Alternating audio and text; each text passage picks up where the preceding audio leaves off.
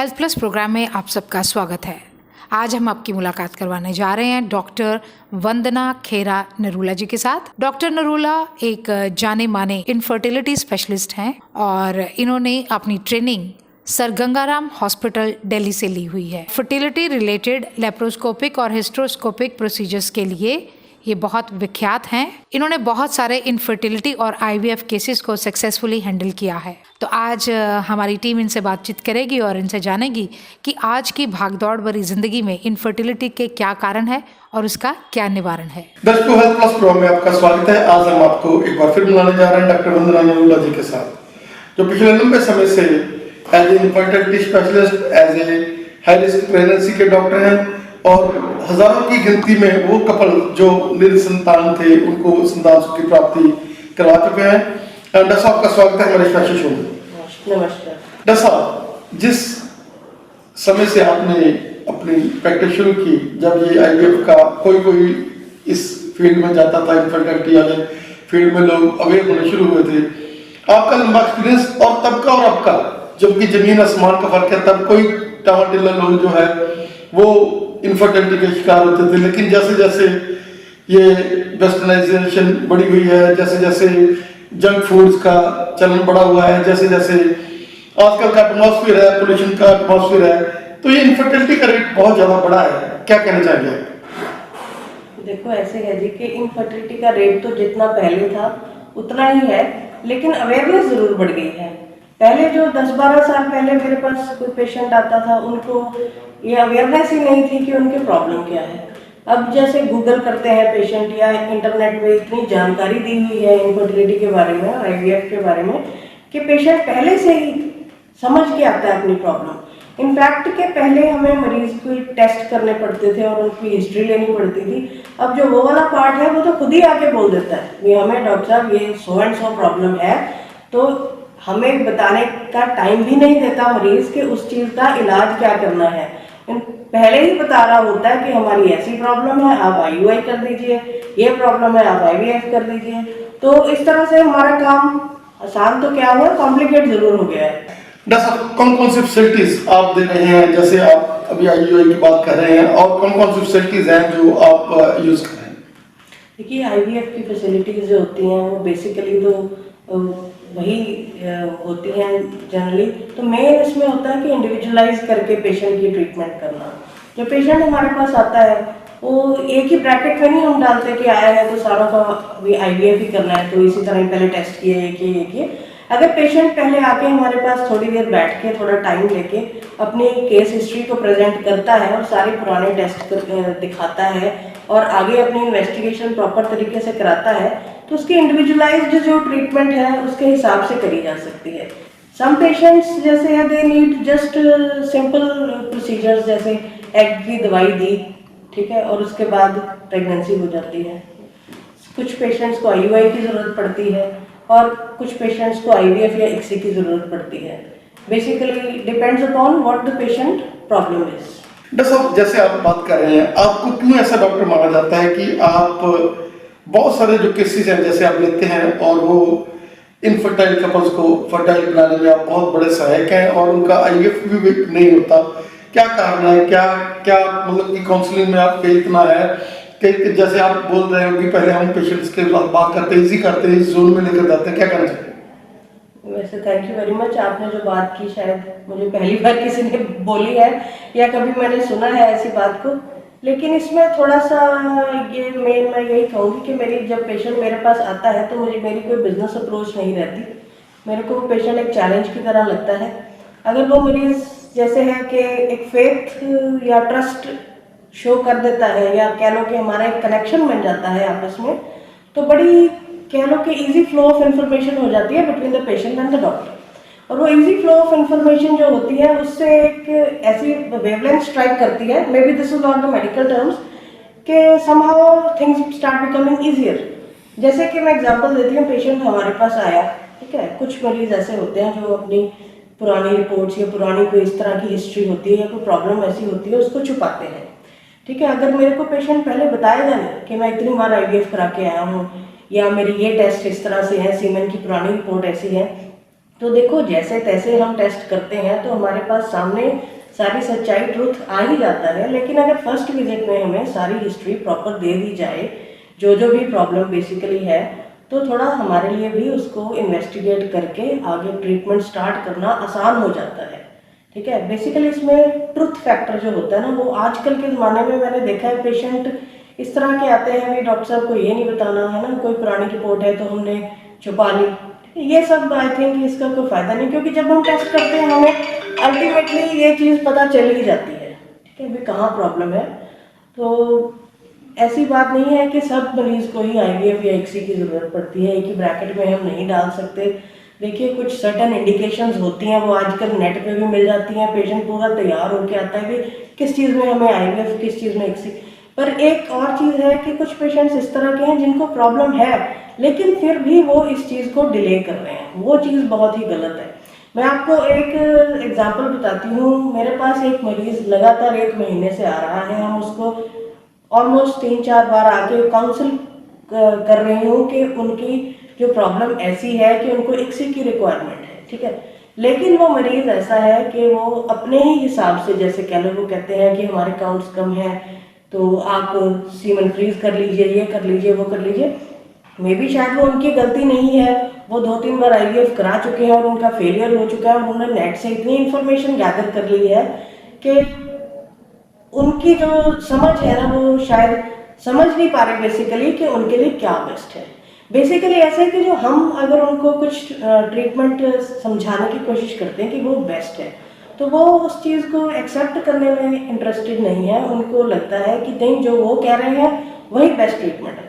देखिए, being a IVF specialist, infertility specialist in this field for 12 years, my basic aim is to give the patient and to advise the patient the best of the treatment, because 100% success rate किसी चीज़ का नहीं है, किसी भी इलाज का नहीं है। कोई भी दवाई, कोई भी इंजेक्शन, किसी भी तरह का जो ऑपरेशन है, कोई 100% गारंटी नहीं देता। लेकिन बीइंग ए डॉक्टर हमें पता है पेशेंट की जो फाइनेंशियल जो होती है कंडीशन रहती है इस तरह की है, मेंटल और फिजिकल कंडीशन इस तरह की रहती है कि हम उनको कम से कम टाइम में उनका जो बेस्ट ट्रीटमेंट जिसका मैक्सिमम सक्सेस रेट है वो सजेस्ट करें। इनफैक्ट उनको लटकाने का कोई इतना फ़ायदा नहीं है। ऐसा आपने एक टर्म यूज की ICSI, ये ICSI क्या है, इसके बारे में बताएं। ये ICSI का फुल फॉर्म होता है इंट्रासाइटोप्लाज्मिक स्पर्म इंजेक्शन। इसमें बेसिकली एक ये IVF का आजकल जो है मैक्सिमम केसेस में ICSI की ज़रूरत पड़ती है, क्योंकि जो असिस्टेड फर्टिलाइजेशन का एक तरीका है जिसमें एग के अंदर एक स्पर्म को इंजेक्ट किया जाता है। इसमें फिर जो एम्ब्रियो बनने के जो चांस है नॉर्मल IVF से ज़्यादा बेटर चांस होते हैं। और कुछ इस तरह के केसेस होते हैं जिनमें जो है ICSI फर्स्ट उसमें चॉइस रखी जाती है। जैसे मेल जो काउंट्स होते हैं, स्पर्म की मोटिलिटी जो है और काउंट्स बहुत कम हो या फिर बिल्कुल ज़ीरो हो, जो ब्लॉकेज हो, उनके डक्ट में ब्लॉकेज हो, वास डेफरेंस में, और अंदर टेस्टिस में बनते हैं, बाहर नहीं निकलते, उन केसेस में तो फिर ICSI एक बोन है, उसी के साथ चांस उनके ज़्यादा बनते हैं कि हम एम्ब्रियो अच्छे से तैयार कर सकते हैं। आमतौर पर जैसे आपने अपने पेशेंट की बात कही, ये प्रेशर सी सिचुएशन रहती है, जैसे आपने ICSI की बात कही है, क्या कहना चाहेंगे कि ICSI में भी बंदे के अपने स्पर्म होते हैं और अपने एग के साथ ही उसका अपना बच्चा ही उसमें हम लोग छोड़ते हैं, क्या कहना चाहेंगे? देखिए जी, ये बात जो है वो पहले दिन से ही क्लियर की जाती है कि जो जेनेटिक जिनका अपना पॉसिबल है बच्चा करना, तो उन्हीं के ही एग और उन्हीं के स्पर्म से किया जाता है। ठीक है, जिस तरह का एम्ब्रियो बनता है वो आगे उनकी डिपेंड करता है वो कैसी उनकी अपनी कितना स्ट्रांग उनका गैमीट है। देखिए, अगर एग स्ट्रांग होगा, स्पर्म स्ट्रांग होगा तो एम्ब्रियो अच्छा बनेगा। अगर उसमें कोई कमी है, एग में कोई कमी है या स्पर्म में कोई कमी है, लाइक उनके DNA में कोई कमज़ोरी है, तो फिर एम्ब्रियो कमज़ोर बनता है। इसीलिए फिर 100% IVF का सक्सेस रेट नहीं रहता। अगर जिनका स्ट्रॉन्ग बनता है और उनकी यूट्रस की जो पकड़ है, वो लाइनिंग जो जिसको कहते हैं, ये 2 चीज़ें अच्छी हैं, उस तरह के पेशेंट में काफ़ी % अच्छा चांस रहता है कि उनकी सक्सेस हो जाए। जैसे अगर हम मेल इनफर्टिलिटी की बात करें, वो जो जैसे आपने अभी ICSI विधि की बात कही है, बहुत ज़्यादा बढ़ रही है मेल इनफर्टिलिटी। क्या कारण है कि मेल इनफर्टिलिटी अभी भी हम यही माने कि अवेयरनेस की कमी थी तब उस समय पर, या लोग पहले अपने आप को ये मतलब जो जैसे लड़कियों को ही दोषी ठहराते थे, उनके माइंड में ये था कि नहीं केवल लेडीज का ही है ये काम? नहीं, आप बिल्कुल ठीक कह रहे हैं। देखो, एक तो है मेल इनफर्टिलिटी के बढ़ने के चांस कह लो, कुछ तो एडिक्शंस तो हमेशा ही रहेंगी हमारे। देखो पंजाब साइड में पहले, और जब हमारे पास पेशेंट एक पंजाब का आता है या फिर राजस्थान और हरियाणा का आता है, तो हम ये कंपैरेटिव एनालिसिस करते हैं तो देखते हैं कि पंजाब वालों की जो है स्पर्म एनालिसिस जो होती है, मोटिलिटी और काउंट्स इनफैक्ट कम होते हैं। वो मे बी बिकॉज ऑफ अभी भी जो प्रेवलेंस ऑफ एडिक्शन है, एडिक्शन में सिर्फ ड्रग्स नहीं आती, I think alcohol is also big factor. In fact smoking भी जो है, ये जो 3-4 और जो डाइट पैटर्न्स है कि सारा टाइम बाहर का खाना या फिर lack of exercise, sedentary lifestyle जो होती है मेल्स की, in fact these are the reasons कि उनके काउंट्स और मोटिलिटी में काफ़ी ज़्यादा मेंटल स्ट्रेसेस भी आते हैं, इसमें वर्क स्ट्रेस आते हैं। देखिए अब 1 साल हो गया है, काफ़ी ज़्यादा हम नोट कर रहे हैं कि जो आफ्टर कोरोना इकोनॉमी में बहुत क्राइसिस आया है, पेशेंट्स की जॉब्स वगैरह चली गई हैं, तो उस करके, और कईयों को देखो वायरल इन्फेक्शंस या लो ग्रेड या कुछ भी मे बी कोविड वगैरह भी हुआ है, उस तरह के पेशेंट्स भी आए हैं जिनके पोस्ट कोविड और प्री कोविड स्पर्म जो है काउंट्स और मोटिलिटी में ज़मीन आसमान का फर्क आ गया। All sorts of mental and physical stress जो हुए हैं और जो नॉर्मली पुराने मतलब टाइम से होते आ रहे हैं, उससे जो है देखो मेल इनफर्टिलिटी पे तो असर होता ही है। बाकी जो कंजेनिटल प्रॉब्लम्स हैं, जिनके जैसे स्पर्म्स एज़ोस्पर्मिया के पेशेंट्स होते हैं, जिनके स्पर्म्स बचपन से ही जैसे बाहर नहीं आते, कुछ डक्ट की ब्लॉकेज की प्रॉब्लम्स होती हैं या टेस्टिस की डेवलपमेंट की प्रॉब्लम होती है, वो तो देखो हमेशा से ही रहती हैं, इस तरह की प्रॉब्लम्स रहती हैं। और इसके साथ साथ एक और चीज़ है कि जो मेल इनफर्टिलिटी जहाँ पे आ जाती है, जो वो जो कपल है, मैक्सिमम केसेस में मैंने देखा अगर तो बहुत समझदार अगर सियाने कपल हैं तो वो जो जल्दी से अपना इलाज करा लेते हैं, उनका देखो अच्छा रिजल्ट आ जाता है टाइम पे।